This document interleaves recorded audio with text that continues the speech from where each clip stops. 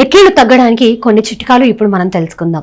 ఒక గ్లాస్ నీటిలో చెంచాడు యాలకుల పొడి వేయండి. ఆ నీళ్ళని మరగబెట్టండి. ఆ తర్వాత దాన్ని వడపోసి తాగండి. ఇలా చేయడం వల్ల ఎక్కిళ్లు త్వరగా తగ్గుతాయి. 1 టీ స్పూన్ చక్కెర నోట్లో వేసుకొని నెమ్మదిగా చప్పరించండి.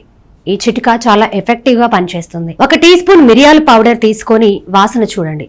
ఇలా చేయడం వల్ల మీకు తుమ్ములు వస్తాయి. తుమ్ములు రావడం వల్ల ఎక్కిళ్లు ఆగిపోతాయి.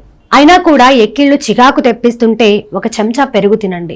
అలాగే అల్లం ముక్కను నిదానంగా నమిలి తిన్నా కూడా ఎక్కిళ్లు ఆగిపోతాయి.